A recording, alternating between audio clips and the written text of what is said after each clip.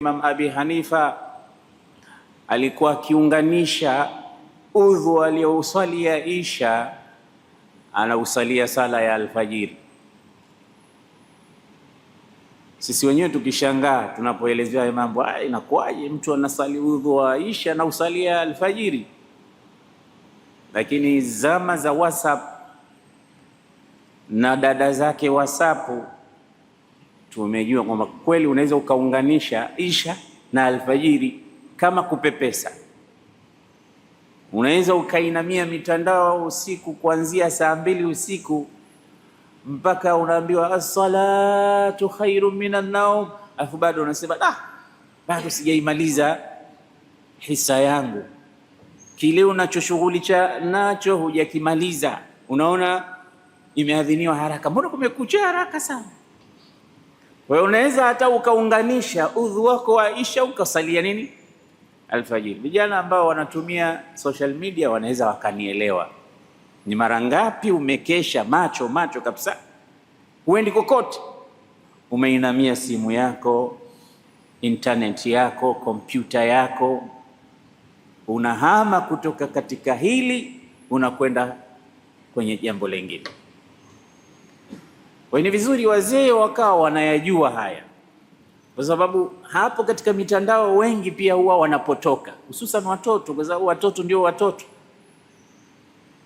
Vijana bado hawajakomaa kiakili, wanaona mambo ambayo si saizi yao kuyaona, wanavurugwa, akili inachanganywa na vitu vingi ambavyo watu wanaviona kwenye mitandao. Hususan watoto huwa wanapenda kufanya majaribio. Ameona mtu anavuta shisha, akipata wenzake wanajua shisha, anambia na mimi nijaribu kidogo. Akiona vitu aina fulani ambavyo yeye hajawahi kuviona vina muathir, na binadamu anakuwa na ghariza, matamanio. Kwa hiyo anatokea mambo mengi ambayo mtu anajifunza kupitia katika mitandao. Hii mitandao ni kisu chenye makali mawili, kinapata huku na kinapata huku. Kwa hiyo itategemea kiasi gani mtu atakitumia. Kwa hiyo Mwenyezi Mungu anatutaka tuwaandae watoto jasadiyan, aqliyan, kwa mwili na akili, tuwaandae.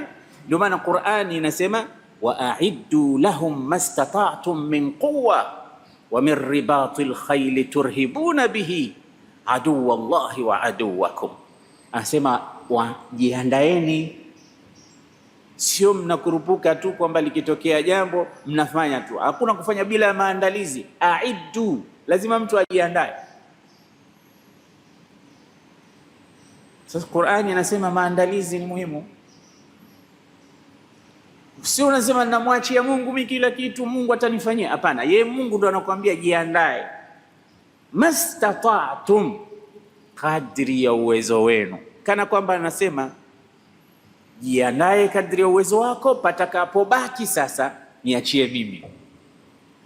Lakini ujiandae, usiseme namwachia Mungu, hapana. Jiandae kwa kadri ya uwezo wako. Ya Rab, huu uwezo wangu nimejiandaa mpaka hapa, sina zaidi ya, palipobaki na kuachia wewe. Ndio Allah wa'iddu lahum, hao wanaotaka kumaliza dini ya Mungu na kummaliza mtume wenu na kukutoeni katika nchi yenu na kufanya mambo ambayo yatakuja na madhara kwenu, a'iddu lahum, na nyinyi andaeni, mujiandae kwa ajili yao. Mastata'tum min quwwa, kadri ya uwezo wenu katika jambo la kuwa na nguvu. Ziko wapi nguvu? Zitafutwe. Ndio maana mtume anasema alipofika katika nchi ya Maka, watu wa Maka wakawa wanasema waacheni waingie hapa. Wenyewe walikuwa hawashibi, hawana nguvu, wamekonda kwa sababu ya homa, ni madhaifu. Mtume akazisikia hizi habari za masimango kutoka kwa makafiri. Makafiri wanasema tutawaona, wameenda zao Madina, wamepigwa na malaria, wamepigwa na njaa, ni watu hafifu, waacheni waje tuwaone. Mtume akasema rahimallahu mra'an arahumul yawma min nafsihi quwwa, Mwenyezi Mungu atamrehemu mtu ambaye atawaonyesha hawa leo kwamba sisi tuna nguvu, hatujakonda, hatujadhoofishwa na maradhi, wala umaskini haujatuathiri, bado tuko physically fit. Waonyesheni kama mko sawa, hamuumwi, mna nguvu. Na mtu atakayewaonyesha kwamba wana nguvu, Mungu atamrehemu. Ndio maana Waislamu wakaingia Maka kufanya umra, ile tawaf alqudum, wakaachia mabega yao ya kulia. Unavaa zile shuka mbili, sio? Bega la kulia unaliacha wazi, unafunika bega la kushoto, alafu unakwenda mwendo wa jogging, ile tawaf. Kwa hiyo mnasema sisi tumejaa maradhi, tuna pele katika mili yetu, asema waonyesheni, angalieni misuli yetu namna ilivyo. Alafu mnasema sisi tunaumwa, mwenye kuumwa anatembea kwa mwendo wa jogging katika kufanya tawaf. Mizunguko mitatu ya mwanzo watu wakawa wanakimbia dhikri, wanasema labbaik allahumma labbaik labbaik la sharika, huku mtu anakimbia. Wenyewe walipowaona wakashangaa, hawa ndo wanaumwa hawa? Tumepata habari kwamba wanaumwa hawa, ni madhaifu hawa, ni wanyonge. Kwa hali hii wanaumwa hawa? Hawa hawaumwi bwana, angalia wanavyokimbia. Waonyesheni nguvu, wakaonyesha kwamba sisi tuna nguvu. Na moja katika athari zilizopokewa, baadhi ya ulama wanasema ni athari ya Umar ibn al-Khattab, nasema alimu auladakum rimayata wasibahata, wafundisheni watoto wenu namna ya kuachia mikuki, yani kulenga shabaha. Wasibahata, wafundisheni watoto wenu namna ya kuogelea. Watu wanaweza wakafikiria haya mambo ni mambo ya kizungu, sijui mambo ya kimagharibi. Angalia, yanazungumzwa katika athari zetu za wema waliotangulia. Wafundisheni watoto namna ya kuoga, hususan nyinyi watu wa pwani, nyinyi watu wa visiwani. Pwani ni jirani yako, lakini ukidondoshwa kama nanga unakwenda mpaka chini, ukirudi inna lillahi wa inna ilaihi raji'un. At least watu wa pwani wao wanajua kuogelea. Mirza, mbona umebadilisha kipembe leo? Unajua kuogelea? Wangapi katika sisi tunajua kuogelea? Ni muhimu watoto wa Kiislamu, watoto wa pwani, watoto wetu wao wanajua kuogelea. Kuachia mikuki, unaweza ukasema mbona hii ni mambo ya kizamani. Hata leo inatumika katika kuwinda, kusaka, hata katika mambo ya michezo. Hujawahi kuona katika michezo ya Olympic na vitu vinginevyo wanafanya zile shabaha, kulenga, na hata zipo bunduki za shabaha na vitu kama hivi. Uwe ukakamavu, mtu awe anajua ukitokea jambo lolote linahusiana na mambo ya shabaha anajua. Wani we huendi katika jeshi, huendi katika polisi, huendi katika kuitumikia nchi yako, kunahitajia kule walenga shabaha, kunahitajia kule mashabshuta. Hivi vitu ni vitu ambavyo vimezungumzwa, lakini haviji hivi kama kuvuma upepo, vinaandaliwa. So wazee wanatakiwa waandae watoto wao. Kama wewe unaenda baharini, chukue mtoto wako mdogo. Mimi wanaona wazungu wanakichukua kitoto miaka miwili na kitupa kwenye swimming pool na kinaogelea. Sisi tunabaki tunashangaa, kitoto kidogo kinaogelea. Mimi babu zima ni kwa nini? Kuna umuhimu wake. Mwili huu unataka ukakamavu.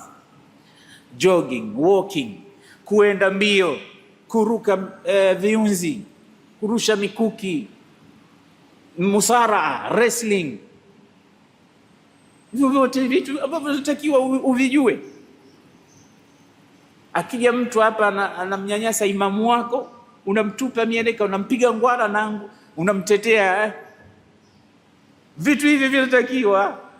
Lakini unapokaa utumii mwili wako kwa jambo lolote, wewe ni starehe, ni uraibu, ni kusengenya watu vibarazani, huna moja unalolifanya la maana kwa ajili hata ya mwili wako, basi hizi swala hizi mnazoziona, hii kwenda na kurudi, hii ni moja, mbali na ibada, ni exercise ya hali ya juu.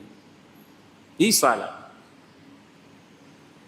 ambayo unatoka asubuhi alfajiri unaenda zako msikiti, na wengine msikiti uko mbali kidogo, inabidi walking. Ile walking peke yake, mbali na ibada, unakwenda kwenye ibada, ile ni exercise ya hali ya juu. Alafu angalia hizi activity za kunyanyuka, kurukuu, kusujudu, zote hizi ni activity za nashatat za kufanya mwili kuwa vizuri. Unapinda hivi, unakaa, hata zile style za kukaa atahiyatu ya mwanzo ya mwisho, zote zile unakuta mwili unapata habari zake. Sasa hii ni maana ya zile faragha zinajazwa kwa kitu cha manufaa. Niambie, mbali na nadhafa inayopatikana, mbali na ule usafi, kwa kila swala unatawadha, uso unautawadha, mwili kila wakati unagusa maji, usafi wa hali ya juu Muislamu. Ndio maana Muhammad Abdu alipokwenda Ufaransa, walipokuwa wanampa chakula, wakampa na vijiko na umma zile na visu, asema hapana, situmii, nitatumia mkono wangu. Kauliza kwa nini? Akamwambia mkono wangu ni msafi. Akamwambia hizi ni safi, ni mpya, wala hazijatumiwa, au tunazikosha hizi. Naweza mnazikosha mara ngapi? Tunazikosha mara moja, tunampa mtu. Hiyo anamwambia mimi mkono wangu na ukosha mara 5 kwa siku. Aghsiluha fil yawmi 5 marrat fahiya andhafu min hadhihi alashwak. Ni msafi huu mkono kuliko hizi nyuma hizi na vijiko hivi na visu vya, ni msafi kabisa, kwa sababu kwa siku mara 5 lazima ukoshwe. Mbali na kukoga, mbali na sunna, mbali na udhu wa sunna, kunakuta Muislamu ni mtu wa nadhafa, ni mtu wa ukakamavu, kwenda na kurudi. Hizi swala na ibada nyinginezo zote, kama hiyo ibada ya hija, ndo kabisa moja katika hikma za hija, unaufundisha mwili ukakamavu. Na wallahi alazim, katika miaka yote mimi ninayokwenda hija, hakuna wakati ambao najiona mwepesi kama ule wakati ambao nimerudi kutoka hija. Na yote ni kwa sababu ya ile kwenda kurudi. Unakwenda unatembea kilomita 3 kila siku, 7, 10 bila wewe mwenyewe kujua. Ukienda Mina na Arafat na Muzdalifa, ndo kabisa. Basi hivi ni vitu ambavyo wewe unaviona ni ibada, lakini ndani yake pia kuna mazoezi ya viungo, kuna vitu vya kufanya ukakamavu na mwili kupata faida mbalimbali. Kwa hiyo istidadi ya watoto kuandaliwa mazingira, hii kuamrisha kwenda kuswali peke yake ni kukijaza kile kikombe ambacho kingejaa upepo kama hutotumisha vizuri na kukijaza vitu vya maana. Alkhiltatu alfasidatu wa rifaqusu. Leo tuje tuzungumze uchanganyikaji mbovu wenye kufisidi na marafiki wabaya. Mtoto unaweza ukafanya kazi, wewe baba ukasema alhamdulillah, nimewalea watoto wangu katika maadili, watoto wangu ni wazuri, lakini wanaenda shule hawa watoto. Kule shule wanapata classmate ambao wana tabia mbali tofauti. Wanaenda chuoni, madrasa, wanaenda high school, wanaenda popote pale ambapo wataenda kuchanganyikana na watu ambao si ndugu zao, si jamaa zao, si binami zao, si watu wao wa karibu, ni watu wengine ambao nao yeye amekuja pale na mafundisho mazuri ya wazazi wake.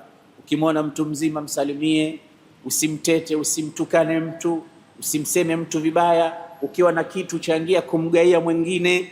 Maadili mazuri kabisa. Baba amejitahidi, lakini anafika kule sasa anapata walimu wengine.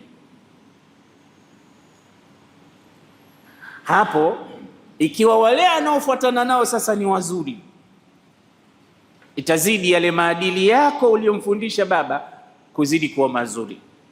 Sasa je, ni wabaya? Na ndio wengi.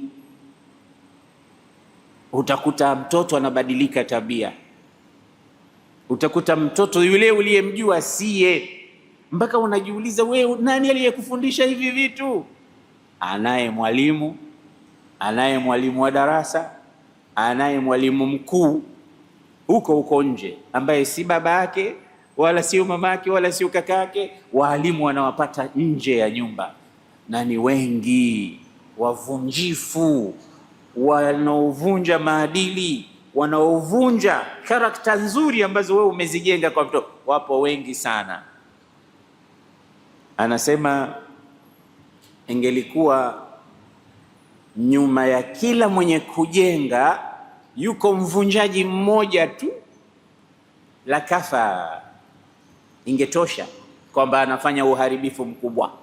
Yani unajenga kozi zako 10, alafu anakuja mvunjaji mmoja tu anazivunja tena kwa usahali sana. Wewe ulikuwa pale napima maji, sijui na kabiro, sijui nani, unapima zote hizi. Yeye atakuja pale na nyundo tu apige moja tu zidondoke. Nasema ingelikuwa nyuma ya kila mjengaji yuko mvunjaji mmoja, ingetosha kuharibu. Sikwambii nyuma ya kila mjengaji wako wabomoaji 1000. Wabomoaji ni wengi kuliko wajengaji. Umepata tabu kujenga, unakuja watu wanabomoa kiulaini kabisa. Ndo mwingine akasema, abni rijala wa ghairi yabni alqura, mimi kazi yangu ni kujenga watu, lakini mwenzangu kazi yake ni kujenga majumba na kujenga miji. Washattana baina quran wa rijal, nani mwenye kazi ngumu kati ya mtu mwenye kujenga nyumba na mtu mwenye kujenga mtu?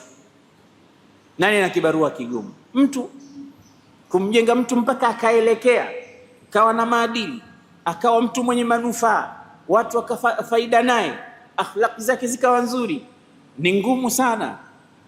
Sasa hii ndio ilikuwa kazi ya mitume. Wewe unafikiri mtu amwache mkewe amemwoa jana, msikie haya ila aljihad, atoke aende na yeye kupigana vita, amwache mke wake mpya?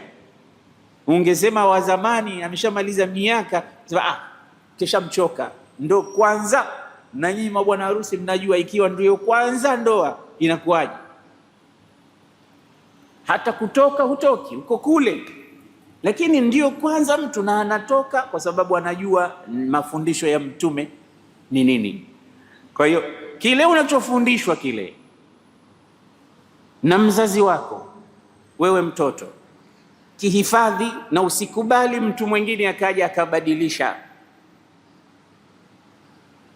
Ulikuwa mzuri wa maneno, usiwe mbaya wa maneno. Kazi yako kutukana ovyo, kwa sababu kule utakwenda kukuta watu wanatukana we, na mtoto sasa naye anazoea. Akifika nyumbani anaweza akamtukana mdogo wake, na wengine maskini huwa wanatukana hata pia hawajui kama yale ni matusi. Kuna watoto wengine na kwa hiyo unamsikia akasema neno hii, unamuuliza hiyo ulosema nini maana yake? Sasa nimemsikia Muhamedi, nimemsikia Ali, nimemsikia Fatuma, nimemsikia Mariamu kule shule anasema hivyo, kasema hivyo. Anaona kama mtu akihamaki ile ni maneno tu katika maneno ya kuonyesha mtu ku express hasira zake, kumbe ni matusi makubwa. Hayayasikia pale nyumbani, kayasikia wapi? Sasa kule anazoa vitu vyote, zile takataka analeta nyumbani. Hususan mtoto anapokuwa akili yake kidogo bado sio mwenye kuchanganua mambo, ni yule wa kuburuzwa, ni yule mtu wa kufuata mkumbo. Kuna watoto wengine wanasema no, msichezi tena na wewe. Kwa nini? Unatukana, una vitendo vibaya, una vitendo vichafu, una tabia mbaya, na anaweza kuja nyumbani akashtaki. Vitu vinatokea. Huyu dhamiri yake iko very strong. Mafunzo aliyofundishwa na baba yake na mama yake, hata huyu atafaulu. Na kuna wengine wanatekwa, wanapelekeshwa tu, tena wanawaonesha wale wahuni kwamba ile ndio ujana dume. Niliwahi kuambia hapa siku moja katika darasa kwamba sisi tulisoma katika shule za boarding, madrasa za boarding, na kule boarding kuna mambo mengi, na ndio hayo tulipokuwa vijana. Sasa darasani kulikuwa na baadhi ya wanafunzi wenzetu, macho yako yakiwa kama haya yangu, hayana rangi nyekundu, sema wewe mwanamume gani wewe? Mwanamume unatakiwa macho yako yawe red. Sasa nifanye nini? Vuta bangi, utaona siku moja utakavyokuwa mtu barabara.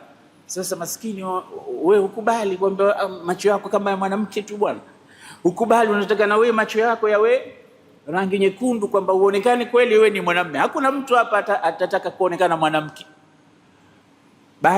Bangi mpaka madrasa zinapatikana kwa sababu ya urafiki mbaya.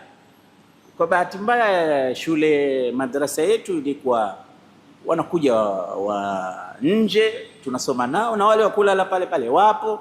Tuna marafiki nje, watu aina mbalimbali, watu wakiruka ukuta kwenda sinema, kwenda disco, vyote.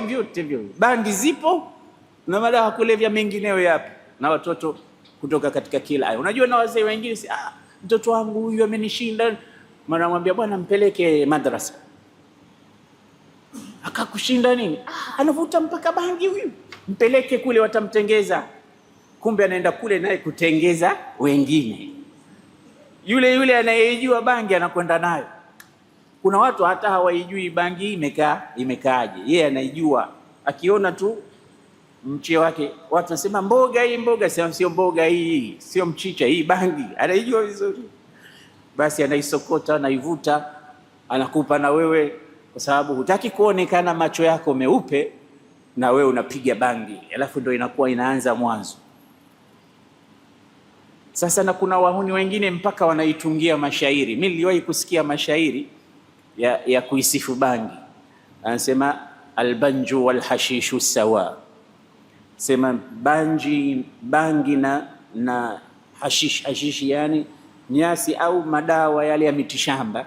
Anasema albanju walhashishu sawa, bangi na hashishi ni kitu kimoja tu. Kisha sema fil batni dawa, ni dawa ya tumbo. Haya, ulisikia lini bangi ni dawa ya tumbo? Sema indama alainu la tara sawa, wakati macho hayaoni vizuri yaketumia bangi. Sasa unaona mpaka watu wanaisifia bangi, na mpaka leo vijana wetu wanavurugwa siku ya harusi, wengine wanavuta bangi.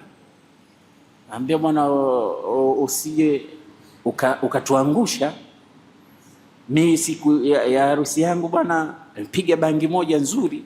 Nilipofika kule bwana, mimi sina haya kabisa. Eti usipokuwa na haya ndo unakwenda kufanya mambo yako vizuri. Na kama tungekuwa tunaweza tukafanya sensa hapa, tukawauliza watu wasiseme uongo, ni Ramadhani na Mungu anakuona na uko msikitini, sema kweli, hujavuta bangi wewe siku ya harusi? Utakuta ipo percentage ya vijana mtu amepiga bangi. Sasa haitokuacha ile, kwa sababu uraibu ndio uraibu. Tapiga siku ya harusi, kiona mambo kidogo mengine unarudia mpaka inakuwa hook. Umeshaathirika na kama vile sigareti ambazo zinawaathiri watu, mirungi na vitu vingine vyote, wanaanza kidogo kidogo, na wengi huwa wanafundishwa na rafiki zao. Ndio maana wazazi wanatakiwa wawe aware marafiki za watoto wao ni akina nani. Mtume sallallahu alaihi wasallam anasema katika hadithi ya Abu Musa al-Ash'ari, hadith sahih, anasema mathalul jalisi salih wa jalisi su kahamil almisk, mfano wa rafiki mzuri na mfano wa rafiki mbaya ni kama muuza uturi. Hamil almiski, yani aliyebeba manukato. Wa nafikh alkir, na mfano wa rafiki mbaya ni kama mfua vyuma mwenye kupuliza kwa ajili ya kutengeza na kutoa kutu vile vyuma vyake. Hawa wasema ni mifano kwa marafiki. Rafiki mzuri ni kama aliyebeba uturi. Mtume anasema imma an yahdhiyaka au tabta'u minhu au tajidu minhu raiha au rihan tayyiba. Rafiki mzuri ni kama muuza uturi. Muuza uturi kuna mambo matatu unayapata kutoka kwake. Ima atakugaia, ukiandamana na muuza mafuta atakwambia na wewe chako hiki japo kitole kile kitola kimoja kidogo nakupa, au utanunua wewe kutoka kwake, bwana mimi naitaka hii, tena utakuwa unatumia unanukia. Kama hajakugaia utanunua, lakini kama hujanunua wala hujagaiwa, anasema tanalu minhu rihan tayyibatan, utakuwa wewe unasikia ile harufu nzuri. Kusikia harufu nzuri vile vile ni katika neema, ni mambo yapendezayo. Hakukupa, hukununua, lakini unasikia kunanukia, sio kunanuka, unafarijika, moyo unafurahi, nasikia harufu nzuri. Huyo ndo rafiki gani? Mwema. Lakini rafiki mbaya kanafikh alkir, imma an yuhriqa nafsa thiyabak, fi riwaya yuhriqa baitak. Rafiki mbaya ni kama mfua vyuma, ima akuunguzie nguo kwa moto ule kakupuliza au nyumba yako, wa imma an tanala minhu, au uipate kutoka kwako rihan muntinatan, ile harufu mbovu ya moshi na zile kutu kutolewa na vyuma, kunanuka pale. Kwa hiyo kama hukuunguza nguo yako utasikia harufu mbaya. Sasa huyu ndo rafiki mbaya. Kwa hiyo mtoto wako kama ana rafiki mzuri, ataambukizwa uturi, atapewa uturi, atanunua uturi. Mbona siku hizi yuko hivi, akipita mtu anamsalimia, akimwona mtu mzima anamsaidia mzigo, ni mnyenyekevu, ni mwenye huruma kwa wadogo zake. Unaweza ukashangaa wewe hukumfundisha yote haya vipi? Kumbe kuna wenzake ambao hawakubali kumwona mtu mzima bila kumkimbilia kumpokea mzigo, au mambo ambayo leo hayapo kabisa katika jamii yetu. Wewe ukimpata mtoto leo anamwamkia mtu mzima bure tu, na ukimwona ameng'ang'ania kuamkia anataka kuomba hela. Kizamani wanakuamkia, akirudi nyumbani mtoto anawaamkia kwanza wazee wake. Leo mtoto anaamka nyumbani kwao, haamkii baba wala mama, atakuja kukuamkia wewe barabarani, na baba wala hujali. Katika madrasa kulikuwa kuna somo tulifundishwa tulipokuwa wadogo kama hawa, linaitwa akhlaq, adabul walidain, adabu za wazee pale nyumbani. Kuna adabu maalum uishi nao vipi wale, mpaka anakuambia alla tandhura ilaihima shazara, yani usiwatizame wazazi wako kwa macho ya madharau. Mpaka kumtizama baba na mama anakufundisha, usimkazie babako macho, kwa sababu haya macho haya yana message. Unaweza ukamtizama mtu kaona huyu amenitizama kwa jicho la upendo, kwa jicho la huruma, kwa jicho la yani kama kunitanabahisha kwamba anafanya kitu kibaya. Jicho hilo lina kila aina ya sign.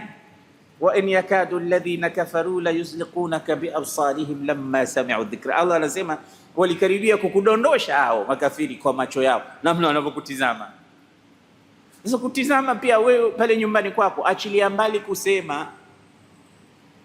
Ndio Allah akasema, wa qadha rabbuka alla ta'budu illa iyyahu wa bil walidayni ihsana imma yablughanna indaka al-kibar ahaduhuma aw kilahuma fala taqul lahuma uffin wala tanharhuma wa qul lahuma qawlan karima wakhfid lahuma janaha adh-dhulli min ar-rahma wa qur rabbi irhamhuma kama rabbayani saghira. Aya hizi zinakutosha wewe kujua wazazi wako uishi nao vipi. Anasema hata lile neno ambalo halina maana usithubutu kulitoa mbele ya baba au mama. Sasa wanaweza wakawa wamekulea vizuri hawa, lakini marafiki wakakubovua. Mtume anasema almar'u ala dini khalilihi, mtu huwa anaipokea akhlaqi na mwendo na dini ya rafiki yake. Wale marafiki wana tabia ya kuambukizana. Anasema as-sahibu sahib, sahib sahib. Sahib ni sahiba, rafiki. Sahib, sahib maana yake ni kuvuta. Kwa hiyo sahibu sahib, yani rafiki ana tabia ya kumvuta rafiki yake katika lile ambalo analo yeye. Sijui kama tunaelewana. Ndio ukiandamana na masahiba wanacheza mpira, naona kuwa mchezaji mpira mara nyingi. Ukiandamana na masahibu waogeleaji baharini, na wewe unakuwa muogeleaji. Ukiandamana na masahibu wezi, na wewe huko mbali kuwa mwizi. Ukiandamana na masahibu wanaopenda kuendesha mabaskeli, magari na vitu vya na wewe yani uko katika dini ya rafiki yako, uko katika mwendo wa rafiki yako. Lianna sahiba sahib, anakuvuta kule aliko yeye. Na watoto wa kike vile vile, ukimpata shoga yako ana mambo 1 2 3, na wewe utakuwa na 1 2 3 yale yale, mnakwenda katika ile ile mistari ile ile. Sasa wale wako awe ana vitu vibaya. Ndio maana wale wazee wakikwambia mimi sitaki uandamane na mtu fulani, usiwaone ni wajinga. Shoga yako mimi simpendi, sitaki uandamane nao, kata mawasiliano, kwa sababu wameshaona na wameshapitia mengi. Ndio maana tunasema sisi tumeshakuwa watu wazima, na mtu mzima anakuwa anapitia mambo mengi. Na ndio maana nikasema umri unamchongea sana mtu. Huwa nasema sana kuwaambia vijana, wanaweza wakapatwa na jambo kubwa hawaliwezi, watakuja kwako. Na kwa nini waje kwako? Kwa sababu wanaona wewe ni mtu mzima, hili unalijua. Nikatoa mifano hapa kama mambo yanayofungamana na maiti. Jitahidi wewe mtu mzima, iwe unajua kukosha maiti, kumvisha sanda, kumkafini. Ujitahidi unajua kumsalia, unajua kuzika. Sasa watoto wengine wanakulia, wanaogopa mpaka maiti. Sasa akifa mtu, hakuna mtu mzima unafuatwa wewe. Wewe mtu mzima, wewe ulikuwa mwenyewe unakimbia kila maziko.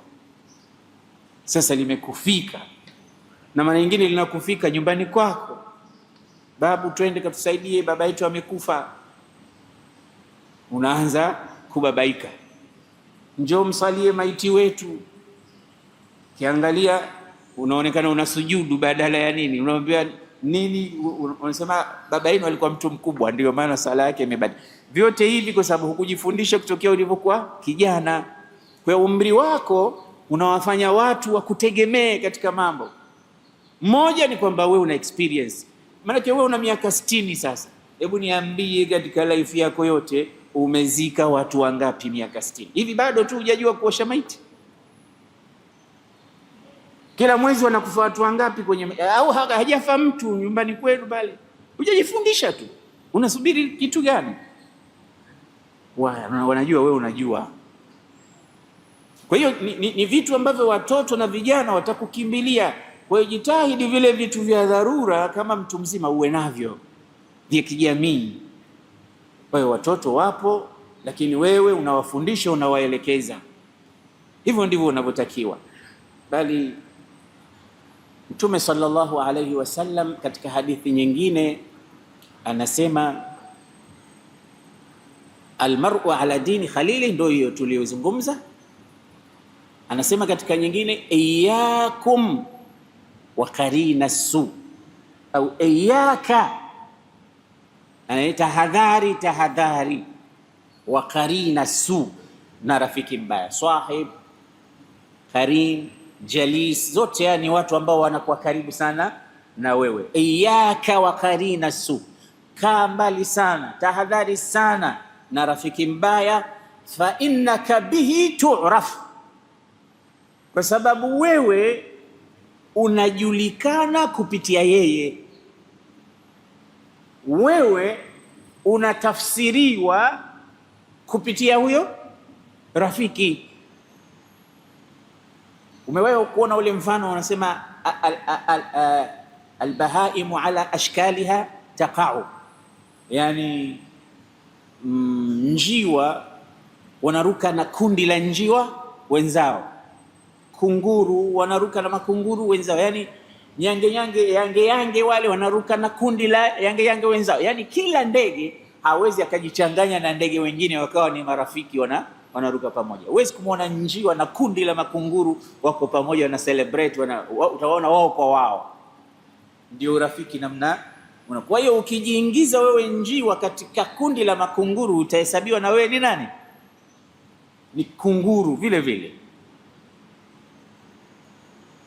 Misri mmoja aliwahi kusema qul liman tusahib aqul lak man ant, qul liman tusahib aqul lak man ant, yani qul li man sahibuk aqulu laka man ant, niambie rafiki yako ni nani, mimi nitakuambia wewe ni nani. Ukishamwambia mtu mimi rafiki yangu ni fulani, basi atakwambia wewe ni mtu fulani, yani anakujua kupitia nani? Kwa hiyo ukiandamana na wale madalali, ukisema tu mimi rafiki yangu ni dalali fulani, atakwambia sasa nipe bei ya nyumba ya mtaa fulani. Anajua huyo ni mwenzake na hiyo ndo kazi yako. Hata kama sio kazi yako, utakuwa una idea fulani, kwa sababu kila siku jamaa anazungumza kuhusu habari ya kuna nyumba Chukwani, kuna nyumba Buyu, kuna nyumba Mbweni, kuna nyumba kwa Mchina karibu na msikiti wa Uthman Maalim. Vitu hivi vyote utakuwa wewe unavijua, kwa sababu ndio mazungumzo yake, mazungumzo yenu. Na tena anaweza akakutuma bwana, kule mtaani kwetu kwenu, ukisikia kuna pahala nyumba nini, ukawa unamfanyia kazi bila wewe kujua. Hivi vitu vinamata katika maisha. Kwa hiyo watoto wanaowaharibu au kuwatengeza, na kuwatengeza mara nyingi kuna kuharibiana tu, ni marafiki tena wabaya. Na Qur'ani imetuambia al-akhillau yawma idhin ba'dhum li ba'dhin aduwwun illa al-muttaqin. Khalil, sahib, qarin, jalis, hizi zote ni aina za marafiki. Qarin yeye pia ni rafiki. Khalil ni rafiki wa ndani, rafiki yule wa ndani kabisa. Sasa anasema marafiki siku ya Kiyama watakuwa maadui. Al-akhillau yawma idhin ba'dhum li ba'dhin aduwwun, marafiki watakuwa maadui wao kwa wao siku ya Kiyama. Huyo rafiki yako uliokuwa naye siku ya Kiyama mtakuwa maadui. Kwa nini? Kwa sababu ya yale ambayo utakwenda kuyakuta katika daftari lako. Mwanzo, mtu wa kwanza kunivutisha bangi ulikuwa wewe. Mwanzo, mtu wa kwanza kuniuza kwa wanawake na wanaume na kufanya mambo maasi na machafu mbalimbali, kuibia watu, kukamata watu, kuwa pickpocket, kuwachomolea watu, kuwapiga kabari watu, ulikuwa wewe. Yani unakuwa ni mwalimu katika mambo mengi ambayo mtu atakwenda kuyaona siku ya Kiyama yamejaa katika daftari lake. Na Allah anakuambia, wa kulla insanin alzamnahu ta'irahu fi unuqihi wa nukhriju lahu yawma alqiyamati kitaban yalqahu manshura iqra kitabak kafa binafsika alyawma alayka hasiba man ihtada fa innama yahtadi linafsihi wa man dhalla fa innama yadhillu alayha wala taziru waziratun wizra ukhra wama kunna muadhibina hatta nab'atha rasula. Kila insan, kila mwanadamu siku hiyo yale matendo yake yote ambayo anayafanya hapa duniani, alzamnahu ta'irahu fi unuqihi wa nukhriju lahu yawma alqiyamati kitaba. Kama umefungwa nayo kama cheni kidani, yapo hapa unayokwenda nayo, utafunguliwa, mwambie haya, soma, jisomee kitabu chako. Fa amma man utiya kitabahu biyaminihi fayaqulu ha umqra'u kitabiyah inni dhanantu anni mulaqin hisabiyah fahuwa fi 'ishatin radiyah fi jannatin 'aliyah qutufuha daniyah kulu washrabu hani'an bima aslaftum fil ayyamil khaliyah wa amma man utiya kitabahu bishimalihi fayaqulu ya laytani lam uta kitabiyah wa lam adri ma hisabiyah ya laytaha kanatil qadiyah ma aghna anni maliyah halaka anni sultaniyah khudhuhu faghulluhu thumma aljahima salluhu thumma fi silsilatin dhar'uha 70 dhira'an faslukuhu innahu kana la yu'minu billahi al-'azim wa la yahuddu ala ta'amil miskin falaysa lahu al-yawma hahuna hamim. Hamim ni rafiki pia. Wala ta'amun illa min ghislin la ya'kuluhu illa al-khati'un. Yote hiyo ni haswila. Haswila yani mavuno ya yale uliyoyatenda yote, na ukiangalia mengi, yule pale rafiki ndiye aliyekupeleka kule akakudidimiza katika mambo ambayo hayana maana, na pengine ukafa. Baada ya kufa yeye akasikia hutuba kama hizi, akatubu kwa Allah subhanahu wa ta'ala, akarudi. Kesho ukamkuta yeye yuko peponi anakunywa supu kama wanavyosema Dr. Sule, na wewe uko motoni. Sasa unajiuliza, wewe ndio ulonifanyia haya? Mbona watauliza watu wa moto, mbona hatuwaoni watu tulikuwa tunawahesabu kwamba ni watu wabaya? Sasa jiangalie, jitizame, kuna watu wanaharibu alafu wao wanabadilika. Sasa wewe ulioharibiwa, unaweza ikawa tule tukaondoka katika dunia. Amekufundisha kuiba, unakuja unakamatwa, umeiba, kwa bahati mbaya linatokea la kutokea, unakufa kwa njia moja au nyingine, unauawa. Wizi hauna mwisho mzuri. Anakufundisha kukaba watu, kubaka watu, kubaka watoto wa watu, kufanya mambo ya ajabu ajabu, unakufa katika hilo. Yeye baadaye anarudi, al-akhillau yawma idhin ba'dhuhum li ba'dhin adu. Wewe ni wewe ulionifundisha haya mambo.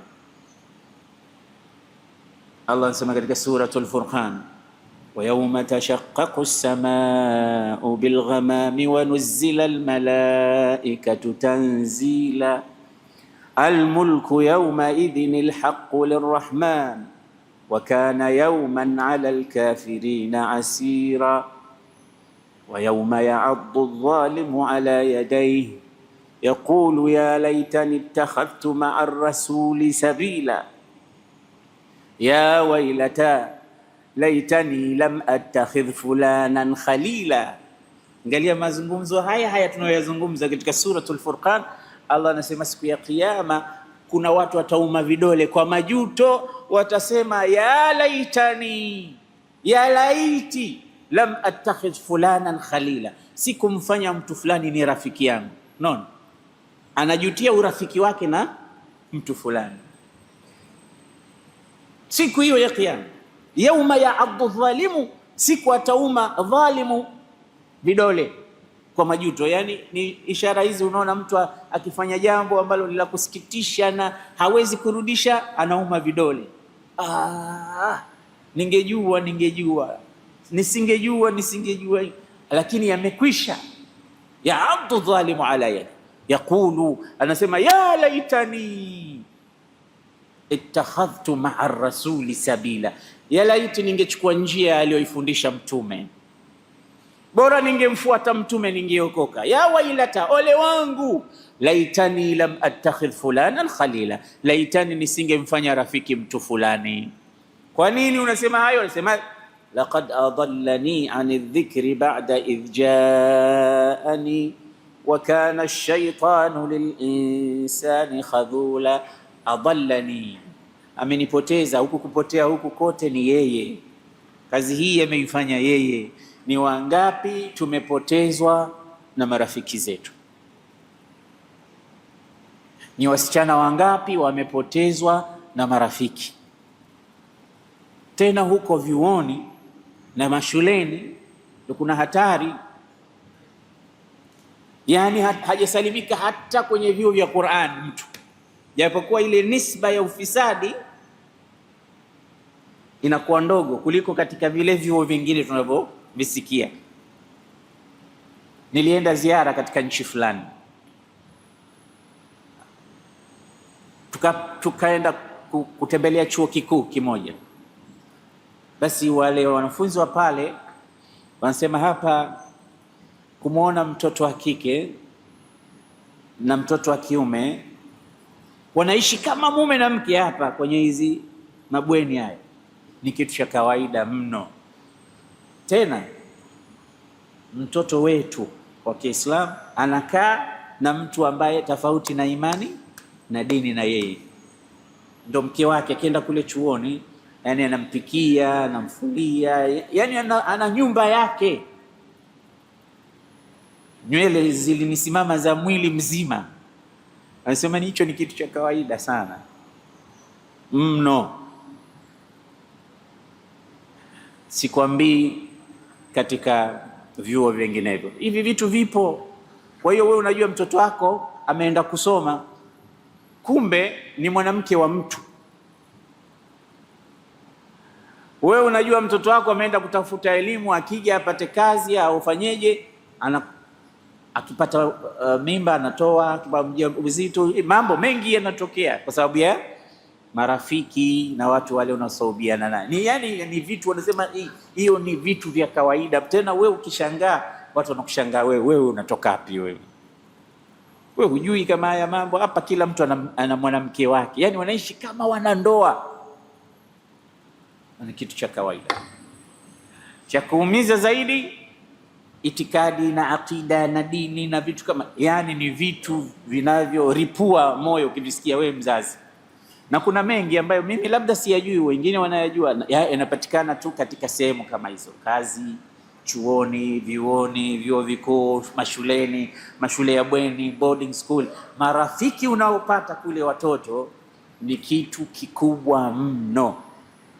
Mara nyingine tufikirie sana, kweli elimu tunaitaka, kweli tunataka watoto wetu wasome chuo kikuu, kweli tunataka hivi, lakini lazima kwanza tupige hesabu ya dini yake mtu kabla ya dunia yake.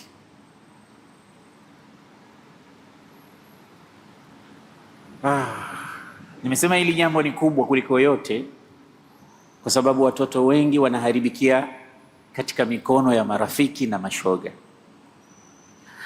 Allah subhanahu wa ta'ala atusalim salama na watoto wetu. Lakini leo ni angalau niongeze jambo moja, kwa sababu mchana ni mrefu kidogo na adhana ya maghrib nadhani ni saa 12 bado dakika saa 1 kasorobo takriban. Tuongeze jambo moja ambalo linachangia ufisadi na uharibifu wa watoto wetu, tabia zao. Tusistrike katika jambo moja, tuongeze jambo la pili kwa leo. Jambo la pili ambalo linaharibu maadili ya watoto wetu ni suala la adhabu wanayopewa mtoto kutoka kwa wazazi, namna ya wazazi baba na mama wanavyomtreat katika kumuadhibu, kumtia adabu mtoto, zile anwa'u min al-adhab. Hili ni suala ambao walezi na wanachuoni wa ilmu ya ijtima, social education, yani wanakaribia wote kuagree juu ya neno moja kwamba miongoni mwa tatizo kubwa linalopotosha tabia na kufanya watoto wawe wabaya wa tabia ni kule kupigwa sana na kuadhibiwa sana na kupewa adhabu sana pale nyumbani na wazee. Ad-darbu was-sukhriya wat-tashhiri, yani pigo pale nyumbani. Kuna bakora kama 10 zimewekwa, huwa zinavunjika moja baada ya nyingine juu ya mgongo wa yule mtoto, mara nyingine kwa makosa madogo, kwa vitu vidogo. Kama mzazi ukimwona anapompiga mtoto wake utafikiri amepandisha mashetani, namna anavyokuwa anafanya vitu vya ajabu. Mtoto anapigwa huyo, ukiangalia mwili mzima umejaa alama. Wengine wanachomwa na moto. Umesikia kesi za watoto wanachomwa na moto. Mtoto kaiba shilingi 500 nyumbani au 200, anamfunga pamoja na makaratasi kwenye mikono, alafu anawasha yale makaratasi, mtoto anaungua mikono, anasema anamtia adabu asiibe tena. Mtoto kafanya kitu chochote cha makosa nyumbani, anachukuliwa, anafungwa kichwa chini miguu juu. Yani pale kuna adhabu kuliko prison. Nyumbani pale ni jela. Sasa sio tu kupigwa, kuchapwa, sio tu hivyo, na kuna kutukanwa. Baba utakapomsikia anamtukana mtoto wake pale, matusi ambayo hujawahi kusikia wewe, utasikia anatukanwa mtoto. Sio tu kutukanwa na maneno sasa yale ya kejeli. Muangalie huyu ng'ombe, liangalie ili dubu, liangalie vitu kama hivyo, yani mbuzi wewe, mbwa wewe, yale maneno ya ovyo na majina. Hakuna jina pale nyumbani isipokuwa mtoto kishapewa katika majina mabaya.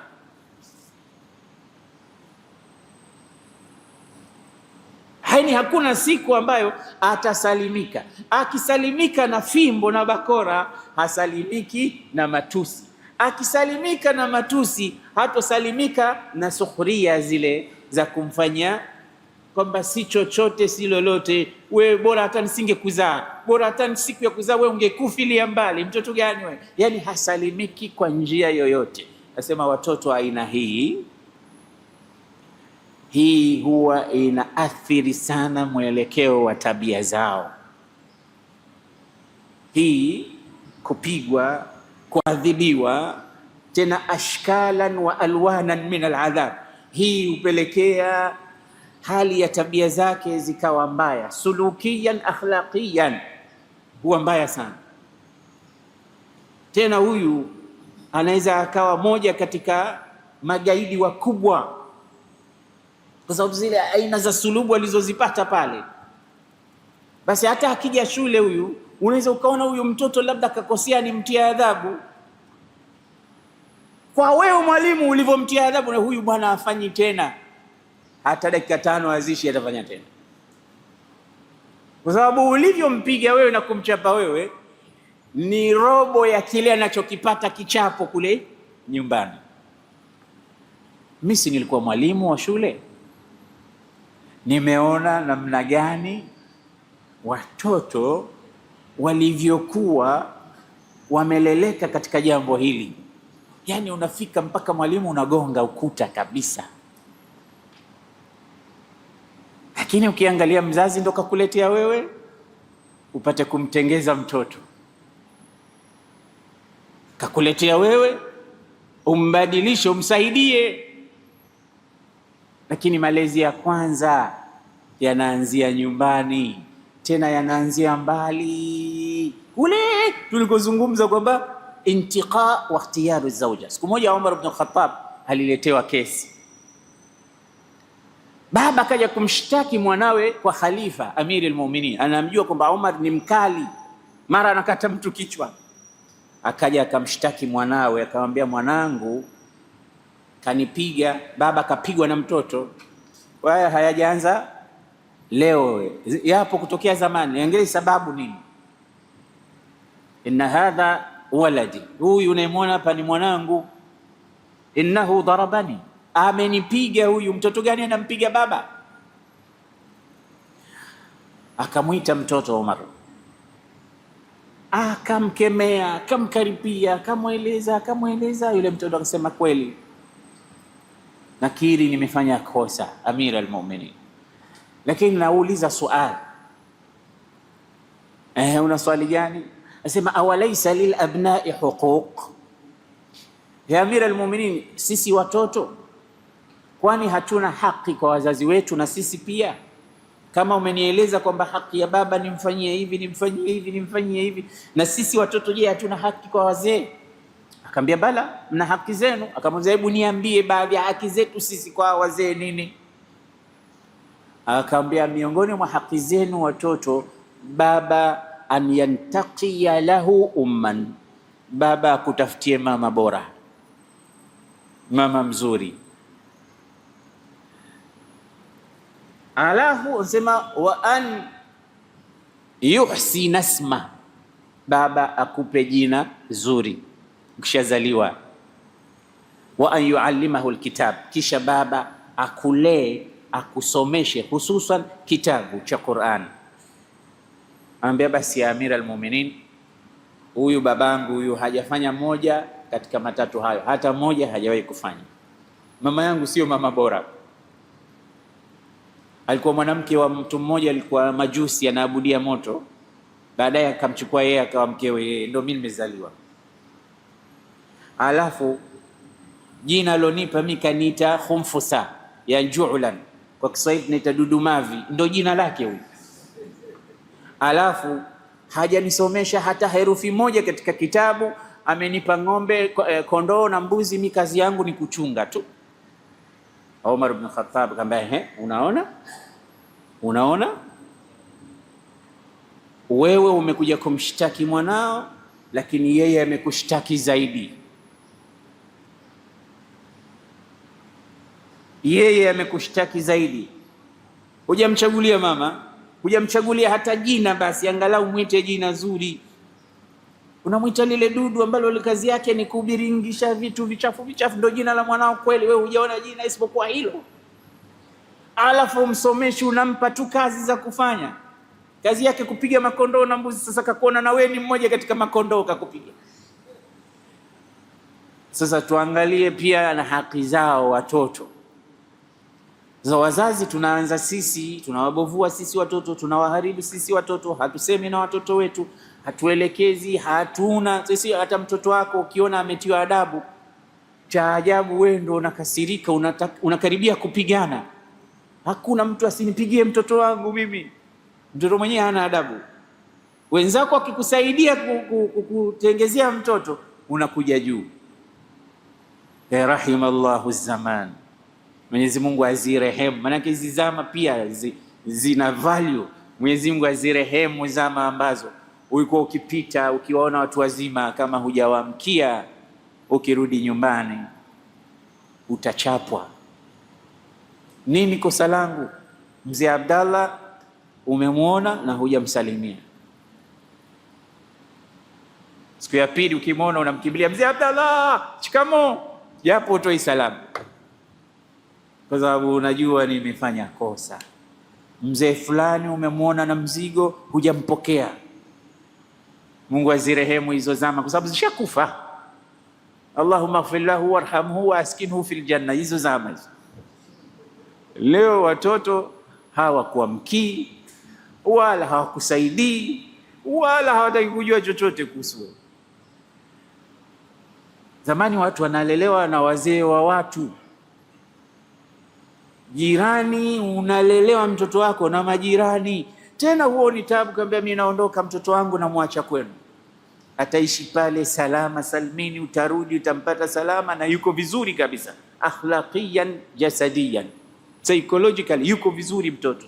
Lakini leo kamwache mtoto kwa majirani wakulelewa au wakusaidia, mambo mengi utayakuta mabaya. Kwa hiyo turudini katika zile zama, na hatutorudi isipokuwa katika maadili. Kwa hiyo kuwapiga watoto sana sio solution. Kuna njia nyingi za kuweza kumrudi mtoto, sio kumuadhibu. Utafikiri mtoto yuko jela. Ikiendelea hivi anakuwa sugu katika mambo, anakuwa nunda kwa Kiswahili cha Kizanzibari. Yule mtoto anakuwa nunda, yaani ushapiga, na hata akipigwa kiasi gani, akikemewa kiasi gani, akitukanwa kiasi gani, vyovyote utakavyomfanya, huyo kishakuwa nunda, tena hasikii, hakuingii kitu pale.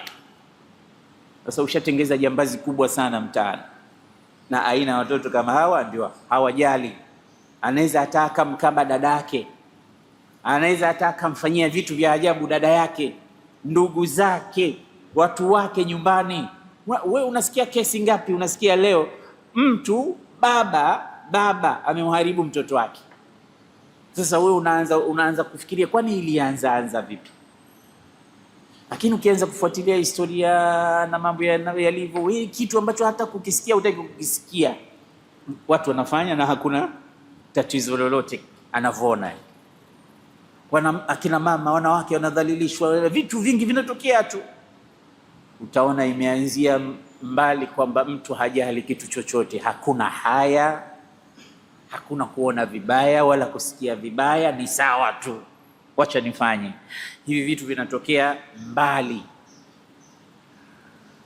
Kwa hiyo pigo hili na adhabu hizi na yule mtoto kuja kuona kwamba kwa maneno, unajua ameshavunjwa dhamiri na maneno ya wazee. Unajua kila wakati kiambia we nini wewe hivi, wewe mjinga, wewe bwege, wewe hivi, yule mtoto unamvunja personality yake mapema. Anakuwa anaona haya kusimama mbele ya watu kuongea, yale maneno anaya recall kwamba mimi ni mtu mjinga tu, mimi ni dubu moja tu, mimi ni ng'ombe tu, mimi ni mtu sifai chochote. Baba mama ameshasema kule nyumbani kwamba sina faida yoyote mimi. Sasa mimi ni mtu gani? Yani umeshamuumiza, anaona anaambiwa yote yale ni kweli. Yani umemharibu wewe mwenyewe mtoto wako, hujampa support ya aina yoyote, hujampa courage, hujamuencourage kitu. Wewe mnamvunja tu kwamba kitu chochote hakiwezi, hafanyi, hatojiweza, hatofaulu, ndo nyingi, na hatimaye mtoto anakuwa hivyo. Usiwamezeshe watoto maneno, usiwatangulizie vitu. Hata kama umeambiwa, hata kama mtoto wako ni mlemavu, anamepata changamoto fulani, usimpe ile huruma ya kupita kiasi mpaka umuonyeshe kwamba yeye ni mtu wa kufeli anayetaka kusaidiwa tu.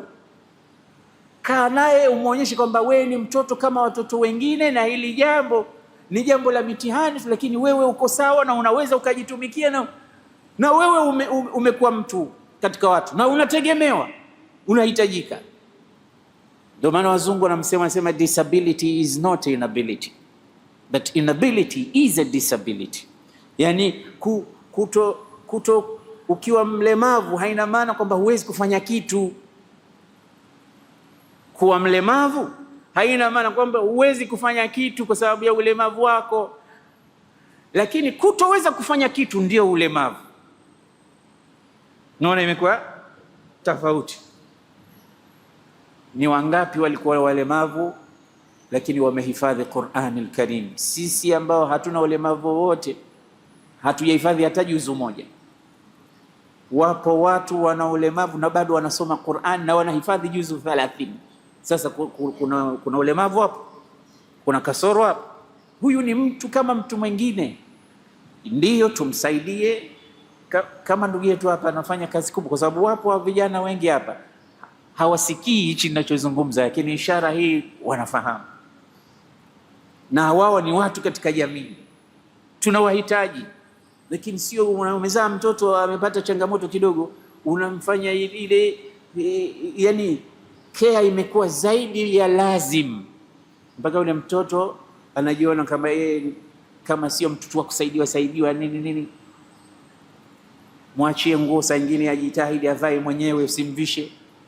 Ajitahidi, muonyeshe tu njia, atembee, usimshike mkono mara nyingine, ajitutumue, afanye vitu vingi kama hivyo, yani apate kujua kwamba na yeye ni sawa na yule ambaye ana miguu yake, ana mikono yake, ana macho yake, ana masikio yake.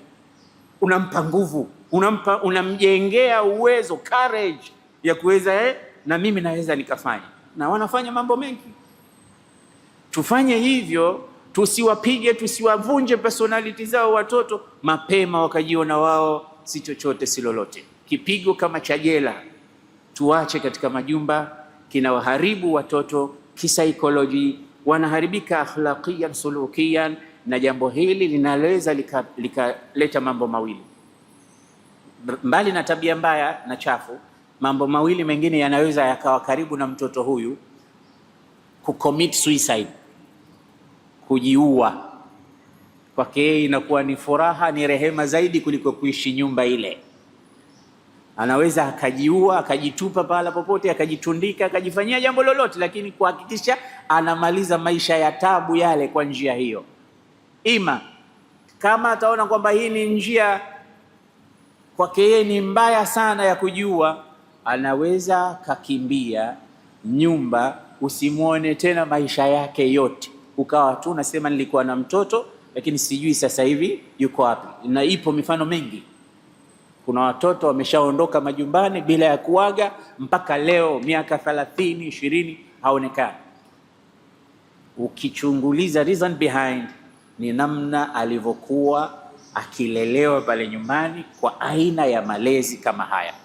Turudi, Mwenyezi Mungu inshallah atatufanyia wepesi na tuangalie asbab nyingine. Kesho tutaendelea. Safari hii alhamdulillah tumepata kidogo nafasi, tutaitumia. Kesho tutaendelea na mada hii, ikiwa ni sababu ya ngapi kesho? Ya 7. Naam. Mbona unajua kuna kujibu ile kiujanja hii, lakini mara nyingi ya ujanja alafu wanapata. Nasema mwalimu aliingia darasani akauliza ma hiya asimatu Hispania, aliuliza kwa kia ma hiya asimatu Hispania, yani ni ipi capital city ya Spain? Mwanafunzi akasema Madrid maana yake sijui kwa Kiarabu. Mwalimu akamwambia asabt, correct, umepata Madrid. Yeye alipata kumbe Madrid. Yeye mwalimu akasema umepata. Ndio mnavyojibu nyie kijanja janja.